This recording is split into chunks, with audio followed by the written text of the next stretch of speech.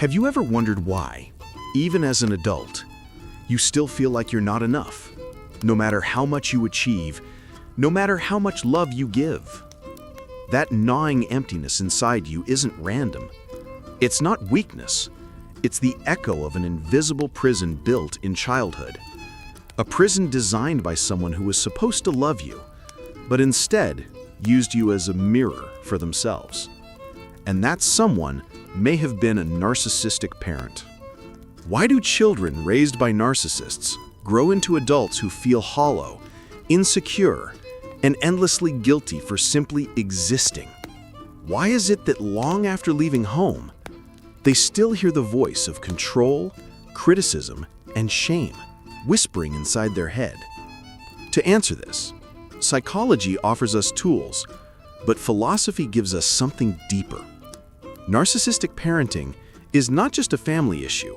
It is a blueprint for how power corrupts love, how domination disguises itself as care, and how the cycle of control replicates across generations and even across entire societies. So let us begin. 6 signs, 6 silent wounds that reveal you may have been raised by a narcissist. The first sign is the most devastating. Love was never free.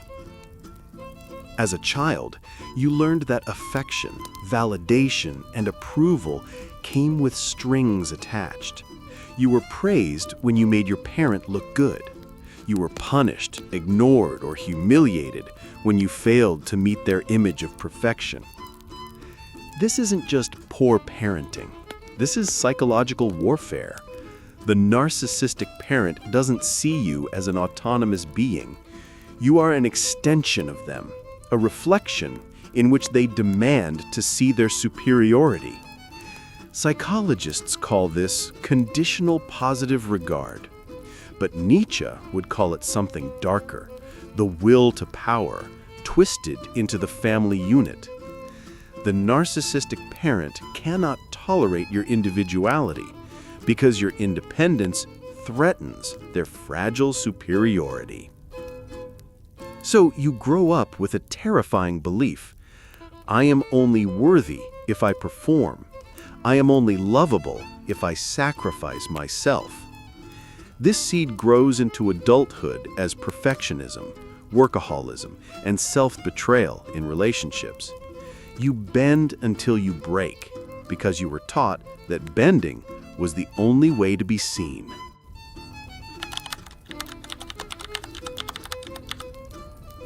The second sign: your boundaries never existed. Your privacy, your emotions, your choices, none of these were yours. Narcissistic parents intrude into every corner of their child's life. They read your diary, dictate your friendships, decide your career, criticize your feelings. At first, it feels like involvement, but over time, it becomes suffocating control.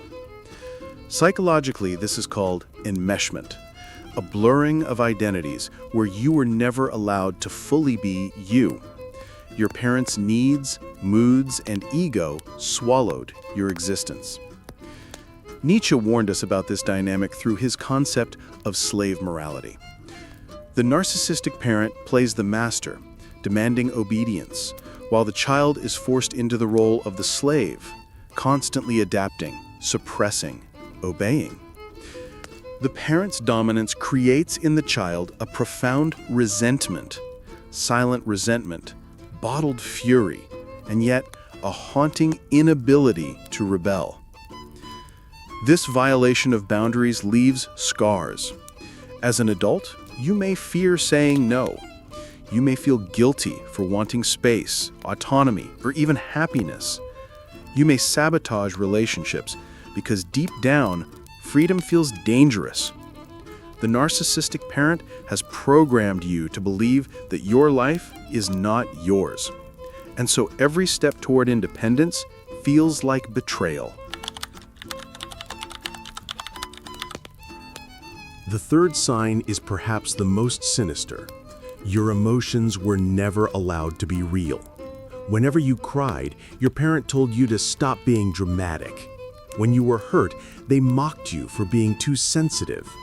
When you were angry, they punished you for being ungrateful. This is not simple neglect. It is psychological inversion. It is gaslighting, the systematic destruction of your trust in your own feelings. As a child, you learned that your emotions could not be trusted, that your tears were weakness, your joy was arrogance, your anger was betrayal.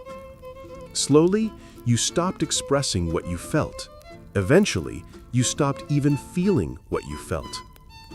Nietzsche once wrote, "We are unknown to ourselves, we men of knowledge, and with good reason." For the child of a narcissist, this is not philosophy, but survival. You become a stranger to yourself because knowing yourself would mean confronting the unbearable truth that your parents' love was conditional, manipulative, and cruel. Psychologically, this creates what therapists call emotional invalidation trauma. As an adult, you may second-guess every decision, every feeling. You may ask yourself, am I overreacting? Even when you are clearly being mistreated. This self-doubt becomes a cage, one that keeps you compliant in toxic relationships because you cannot trust your own inner compass. And that is the narcissist's greatest victory. If they can make you distrust your reality, they can control you forever. The fourth sign is a cruel game narcissistic parents often play, dividing their children into roles. One child becomes the golden child, showered with praise, attention, and admiration. The other becomes the scapegoat, blamed, criticized, and humiliated. Sometimes these roles even shift, keeping both children in a constant state of insecurity and competition. This isn't parenting. This is social engineering. By pitting siblings against each other, the narcissist ensures no united front can ever form. The children are too busy fighting for crumbs of approval to ever question the parent's authority. Here, Nietzsche's concept of resentment reappears with brutal clarity. The scapegoat internalizes shame and bitterness, while the golden child internalizes superiority and fragility. Both are chained, one by guilt, the other by fear of losing favor. In psychology, this is known as triangulation, the deliberate manipulation of relationships to maintain control. The long-term consequences are devastating. The scapegoat may grow into adulthood believing they are fundamentally flawed, always apologizing, always overcompensating. The golden child, meanwhile, may collapse under the weight of perfectionism, terrified of failure, unable to form authentic relationships without validation. And here lies the darkest truth. Neither role is safe. Both are poisoned because both roles are designed not to nurture, but to serve the narcissist's ego. With 4 signs revealed, the picture sharpens. First, your worth was made conditional. Second, your boundaries were erased. Third, your emotions were invalidated.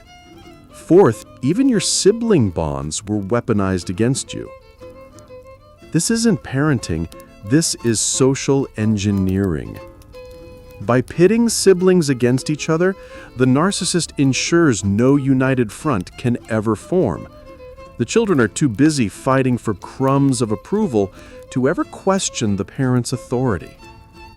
And here the final signs loom more haunting than all. The 5th sign is subtle but devastating. Your identity was never yours to claim. A narcissistic parent doesn't raise a child to be independent. They raise them to be a reflection, a puppet molded to fulfill their unfulfilled dreams, their abandoned ambitions, their fragile ego. Maybe you were pressured into a career you didn't want. Maybe your hobbies were mocked until you gave them up. Maybe every choice, what you wore, who you befriended, what you studied, was dictated not by your desires, but by their approval. This is not guidance, this is theft. Psychologists call it parentification, where the child becomes responsible for meeting the parent's emotional or practical needs instead of the other way around. Nietzsche would call it a denial of becoming, for what is growth if not the ability to create oneself? But the narcissistic parent cannot allow that because your independence threatens their control. As an adult, this sabotage shows up as chronic self-doubt. You might ask yourself, who am I, really? Am I living my life, or am I still living for someone else's approval? The tragedy is that the child of a narcissist often spends years or even decades trying to answer that question. The final sign is the invisible chain that keeps children of narcissists bound long after they've left home. The legacy of guilt and fear. Every time you assert yourself, you hear the voice, "How dare you? You're selfish, you're ungrateful." Every time you seek joy, another whisper comes, "You don't deserve this. You've done nothing to earn it." This isn't your conscience. This is the implanted voice of your parents' control. In psychology, this is known as toxic guilt and shame conditioning. It ensures that even when the narcissist isn't in the room, they still own your decisions. They live rent-free in your mind, punishing you for every step toward freedom. Nietzsche's concept of the eternal recurrence becomes haunting here. If you do not awaken, you repeat the cycle. You attract partners who manipulate you, bosses who exploit you, friends who drain you. The parent's ghost becomes your fate unless you choose to break it. And that perhaps is the cruelest truth of all. The narcissistic parent does not just damage one child. They plant seeds of submission, guilt, and fear that ripple across generations. Unless confronted, the wound becomes an inheritance. 6 signs, 6 wounds. Conditional love, erased boundaries, emotional gaslighting, weaponized sibling roles, stolen identity, and the legacy of guilt. Each of these is not just a symptom of bad parenting. They are acts of domination rooted in fear, disguised as love. They are the family version of what Nietzsche warned us about in society. The way power corrupts truth, the way control disguises itself as morality, the way weakness masquerades as strength. But here is the revelation. If your childhood was shaped by a narcissist, your survival is proof of extraordinary resilience. The very fact that you are here seeking truth, seeking clarity, means their control is not complete. The path forward is not easy. It requires reclaiming your worth, rebuilding your boundaries, trusting your emotions, and choosing your own identity without guilt. It requires, as Nietzsche would say, to become who you are. The narcissistic parent stole much from you, but they did not steal everything. They could not extinguish your will to live, to question, to awaken. That is your inheritance. That is your weapon. And that is your freedom. So ask yourself, will you let their ghost define you, or will you finally define yourself?